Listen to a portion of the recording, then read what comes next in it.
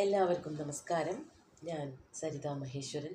ഇന്ന് ശ്രീകൃഷ്ണ വിലാസ മഹാകാവ്യത്തിൻ്റെ 5ാമത്തെ സർഗം നമ്മൾ ആരംഭിക്കുകയാണ്. കുറച്ച് ദിവസത്തെ ഒരു ഇടവേളയ്ക്ക് ശേഷമാണ് നമ്മൾ ഇത് ആരംഭിക്കുന്നത്. ഇവിടെ ശ്രീകൃഷ്ണൻ്റെ കഥകളാണ് പറഞ്ഞുകൊണ്ടിരുന്നത്. കാട്ടിൽ പോയിട്ട് പശുക്കളെയൊക്കെ മേച്ചു വരുന്ന കൃഷ്ണൻ, അതുപോലെ തന്നെ ബലരാമൻ, മറ്റ് ഗോപന്മാരെല്ലാവരും കൂടി വളരെ സന്തോഷത്തോടു കൂടിയിട്ട് പശുക്കളെയും കൊണ്ട് ഗോകുലത്തിലേക്ക് വന്നു എന്ന് പറഞ്ഞിട്ടാണ് ഒരു ദിവസത്തെ കാട്ടിലേക്കുള്ള പോക്ക് വർണ്ണിച്ചുകൊണ്ടാണ് 4ാമത്തെ സർഗം, അതിൽ 85-86 ശ്ലോകങ്ങൾ നമ്മൾ നിർത്തിയത്. ഇനി ഭഗവാന്റെ ജഗത്രാണ പരത, ഭഗവാൻ അവിടെ അമ്പാടിയിലുള്ളത് കൊണ്ട് എന്തെല്ലാം മാറ്റങ്ങളാണ് അവിടെ സംഭവിച്ചത് എന്നൊക്കെ വർണ്ണിച്ചുകൊണ്ടാണ് 5ാമത്തെ സർഗം ആരംഭിക്കുന്നത്. ഇന്ന് നമ്മൾ 1ാമത്തെയും 2ാമത്തെയും ശ്ലോകങ്ങളാണ് പഠിക്കാൻ പോണത്. 1ാമത്തെ ശ്ലോകത്തിൽ ഇന്ദ്രവജ്ര വൃത്തവും 2ാമത്തേതിൽ ഉപജാതി വൃത്തവുമാണ് ഉള്ളത്. നമുക്ക് ആദ്യം 1ാമത്തെ ശ്ലോകം ചൊല്ലാം. തസ്മിൻ ജഗത്രാണ വിനോദശീലേ നാരായണേ ഗോപ്തരി ഗോകുലസ്യ തത്രോപസർഗഃ ക്വചിദാവിരാസീത് ന മാനുഷഃ കോപി ന ദൈവികശ്ച. ആദ്യം പദച്ഛേദം നോക്കാം. തസ്മിൻ ജഗത്രാണ വിനോദശീലേ നാരായണേ ഗോപ്തരി ഗോകുലസ്യ തത്ര ഉപസർഗഃ ക്വചിത് ആവിരാസീത് ന മാനുഷഃ കഃ അപി ന ദൈവികഃ ച. വളരെ ലഘുവായിട്ട് വളരെ ലളിതമായിട്ടുള്ളൊരു ശ്ലോകമാണ്. നമ്മൾ തുടക്കത്തിൽ പറഞ്ഞതുപോലെ തന്നെ ഭഗവാന്റെ സാന്നിധ്യം കൊണ്ട് എല്ലാ ദിക്കിലും ശാന്തിയും സമാധാനവും പരന്നു എന്നാണ് കവി വർണ്ണിക്കുന്നത്.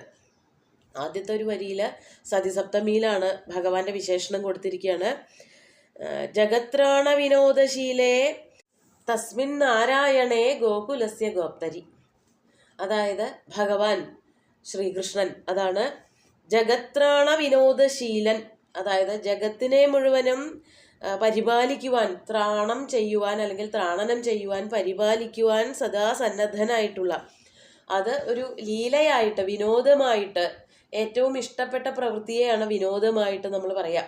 ഭഗവാൻ ഏറ്റവും ഇഷ്ടമുള്ളത് ലോകത്തിനെ പരിപാലിക്കുക എന്നുള്ളതാണ്, സജ്ജനങ്ങളെ പരിപാലിക്കുക എന്നുള്ളതാണ്.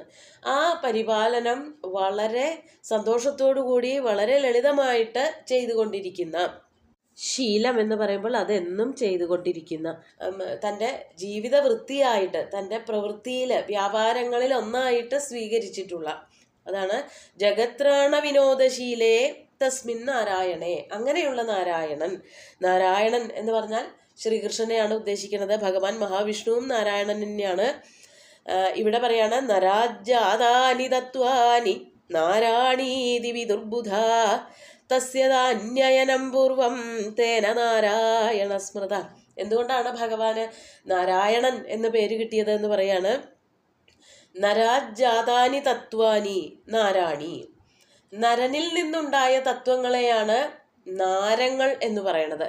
നരൻ എന്ന് പറയുന്നത് ഭഗവാന്റെ ആ ഉത്തമനായിട്ടുള്ള പുരുഷ സ്വരൂപത്തിനെയാണ്, അതായത് പരംപുരുഷനായിട്ടുള്ള ഭഗവാനെയാണ് നരൻ എന്നുള്ള വാക്കുകൊണ്ട് ഉദ്ദേശിക്കുന്നത്. അങ്ങനെയുള്ള നരനിൽ നിന്നുണ്ടായ തത്വങ്ങളാണ് നാരങ്ങൾ. ആ നാരങ്ങൾ ജീവിതമാക്കിയവൻ, ആ നാരങ്ങളിലൂടെ സഞ്ചരിച്ചു കൊണ്ടിരിക്കുന്നവൻ എന്നുള്ള അർത്ഥത്തിലാണ് നാരായണൻ എന്ന് ഭഗവാന് പേര് വന്നത്. അങ്ങനെയുള്ള നാരായണൻ ലോകത്തിനെ മുഴുവനും സംരക്ഷിച്ചു കൊണ്ടിരിക്കുമ്പോൾ പിന്നെ അമ്പാടിയുടെ കാര്യത്തിൽ ഒരു സംശയിക്കാനില്ലല്ലോ. അതാണ് ലോകത്തിൻ്റെ മുഴുവനും, ജഗത്തിനെ മുഴുവനും ത്രാണനം ചെയ്യാൻ പ്രാപ്തിയുള്ളവനായിട്ടുള്ള ഭഗവാൻ ഗോകുലത്തിലുണ്ടായിരിക്കുമ്പോൾ എന്ന് പറയുമ്പോൾ, ഗോകുലം എന്ന് പറയുന്നത് എത്ര ചെറുതാ.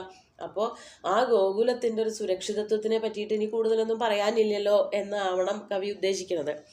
അങ്ങനെയുള്ള നാരായണൻ ഗോകുലസ്യ ഗോപ്തരി, ഗോകുലത്തിൻ്റെ ഗോപ്താവായിട്ട്, ഗോകുലത്തിൻ്റെ സംരക്ഷകനായിട്ട് അവിടെ ഉള്ളപ്പോൾ, തത്ര തത്ര തത്ര ദേശേ, ആ ദേശത്ത് അമ്പാടിയിൽ, ക്വചിദപി മാനുഷ ഉപസർഗ ന ആവിരാസീത്.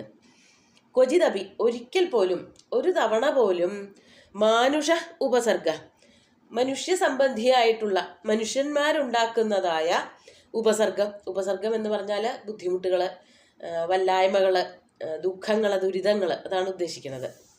മനുഷ്യന്മാരുണ്ടാക്കുന്ന പീഡകളും അവിടെ ഉണ്ടായില്ല. പീഡകളൊന്നും തന്നെ അമ്പാടിയെ ബാധിച്ചില്ല.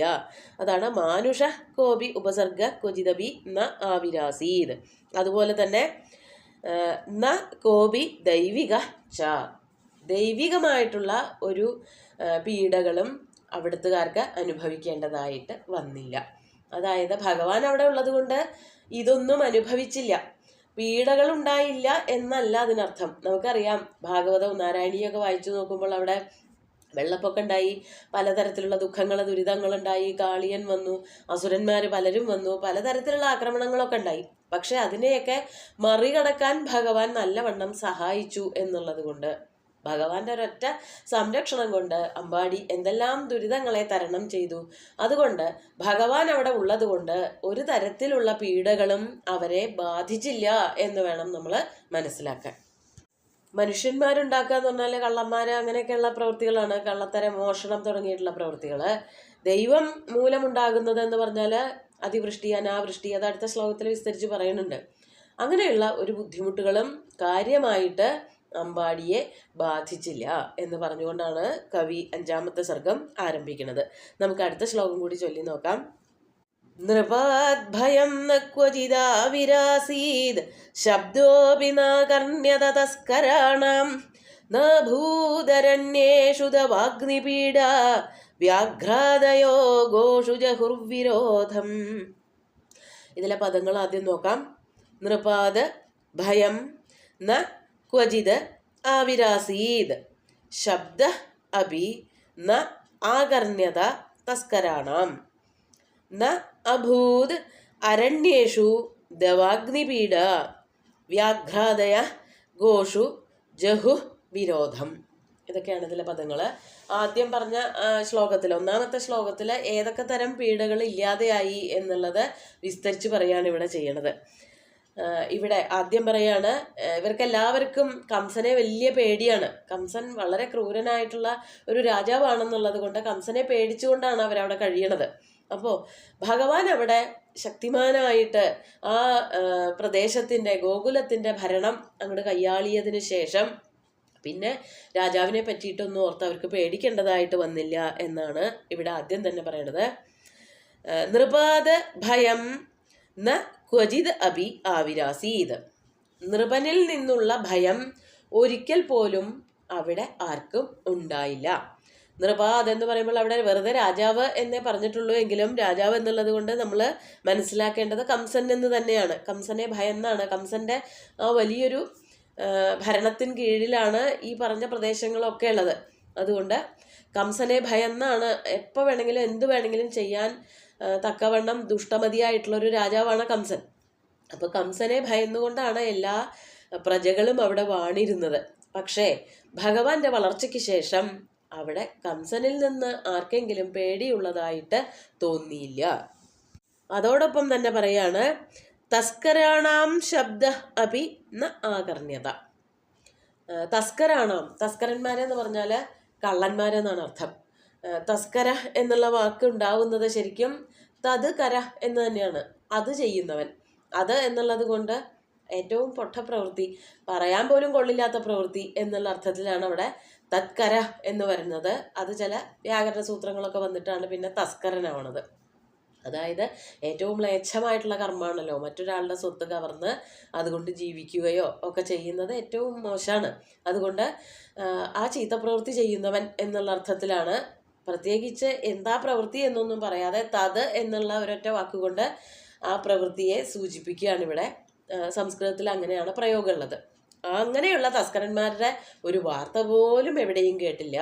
തസ്കരാണാം ശബ്ദ അഭി, അതായത് അമ്പാടിയുടെ അടുത്തുള്ള പ്രദേശങ്ങളിൽ ഒരു ദിക്കിൽ പോലും ഒരു കള്ളനും കയറിയതായിട്ട് അറിവില്ല. അവിടെ ഏറ്റവും വലിയ കള്ളനുണ്ടല്ലോ, പിന്നെ വേറൊരു കള്ളൻ്റെ ആവശ്യമില്ല എന്നുള്ളത് കൊണ്ടായിരിക്കാം കള്ളന്മാരുടെ വാർത്ത കേട്ടില്ല എന്ന് നമുക്ക് വേണമെങ്കിൽ ഒരു വ്യംഗ്യമായിട്ട് പറയാം. ഭഗവാൻ തന്നെ അവിടെ പാലും വെണ്ണയും തൈരും മോരും ഒക്കെ മോഷ്ടിച്ച് നടക്കുന്നത് കൊണ്ട് പിന്നൊരു കള്ളന് കയറാൻ അവിടെ സ്ഥലവും ഇല്ല, അതിനുള്ള ഒഴിവുമില്ല എന്ന് വേണമെങ്കിൽ വ്യാഖ്യാനിക്കാം. അങ്ങനെ കള്ളന്മാരുടെ വാർത്ത പോലും കേട്ടില്ല. രാജാവിൻ്റെ അടുത്തുനിന്നുള്ള പേടിയും ആർക്കും ഉണ്ടായില്ല. ഇനി അതോടൊപ്പം തന്നെ ബാഹ്യമായിട്ടുള്ള ബുദ്ധിമുട്ടുകളെ പറ്റിയിട്ട് പറയുകയാണ്, അതൊന്നും ഉണ്ടായില്ല. അരണ്യേഷു ദവാഗ്നിപീഡ ന അഭൂത്. അരണ്യേഷു കാടുകളിൽ സ്വാഭാവികമായിട്ട് വേനൽക്കാലത്തൊക്കെ തീപിടുത്തുണ്ടാവും. ദവാഗ്നി, ദവം, ദാവം എന്ന് പറഞ്ഞ രണ്ടും അമരകോശത്തിൽ പറയുന്നുണ്ട്. രണ്ടും കാട്ടിലെ തീയിനെ പറയണ പേരാണ്. രണ്ടും ദവദാവവും അനാരണ്യ വന്യീത്യമര എന്നാണ്. കാട്ടിലെ തീയിനെ പറയണ പേരാണ് ദവം, ദാവം എന്നൊക്കെ. അപ്പോൾ ആ ദവാഗ്നിപീഡ, ഇവിടെ ദവം എന്നേ പറഞ്ഞിട്ടുള്ളൂ. ദവാഗ്നിപീഡ ഒരു കാട്ടിലും ഉണ്ടായില്ല. വൃന്ദാവനം പോലെയുള്ള വലിയ വലിയ കാടുകളുണ്ട്. അമ്പാടിയിലെ പശുക്കൾക്കൊക്കെ പുല്ലും വെള്ളവും കിട്ടുന്നത് ആ ഒരു കാട്ടിൽ നിന്നാണ്.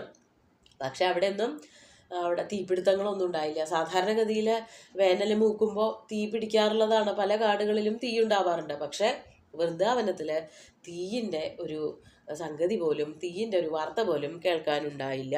മാത്രമല്ല വ്യാഘ്രാദയ ഗോഷു വിരോധം ജഹു.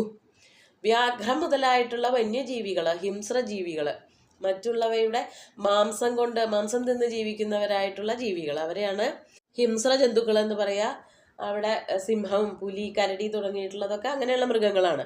പക്ഷെ അവരെല്ലാവരും തന്നെ, വ്യാഘ്രം മുതലായിട്ടുള്ള എല്ലാ ജീവികളും തന്നെ, പുലി, കടുവ മുതലായിട്ടുള്ള ജീവികളെല്ലാം തന്നെ ഗോഷു വിരോധം ജഹു, പശുക്കളോടുള്ള വിരോധം അവർ ഉപേക്ഷിച്ചു. അവർ പശുക്കളെ കൊന്നു തിന്നാതെയായി.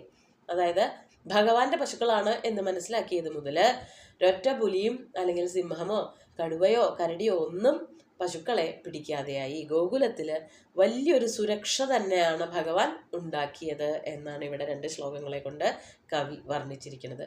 നമുക്ക് ശ്ലോകങ്ങൾ ഒന്നുകൂടി ചൊല്ലി നോക്കാം. തസ്മിൻ ജഗത്രാണ വിനോദശീലേ നാരായണേ ഗോപ്തരി ഗോകുലസ്യ തത്രോപസർഗഃ ക്വചിദാ വിരാസീത് ന മാനുഷഃ കോപി ന ദൈവികശ്ച നൃപാദ്ഭയം ന ക്വചിദാ വിരാസീത് ശബ്ദോപി നാകർണ്യത തസ്കരാണാം നാഭൂതരണ്യേഷു ദവാഗ്നിപീഡ വ്യാഘ്രാദയോ ഗോഷു ജഹുർവിരോധം. ഇതിൽ അമ്പാടിയുടെ ഭംഗിയായിട്ടുള്ള നടത്തിപ്പാണ് കവി വർണ്ണിച്ചിരിക്കുന്നത്. അടുത്ത ശ്ലോകങ്ങളിലും ഇതൊക്കെ തന്നെയാണ് പറയണത്. 2 സുന്ദരമായിട്ടുള്ള ശ്ലോകങ്ങളും ഭഗവാന്റെ കാൽക്കൽ അർപ്പിച്ചുകൊണ്ട് ഗുരുവായൂരപ്പനെ സാഷ്ടാംഗം നമസ്കരിച്ചുകൊണ്ട് എല്ലാവർക്കും ശുഭദിനം നേർന്നു നിർത്തട്ടെ. നന്ദി.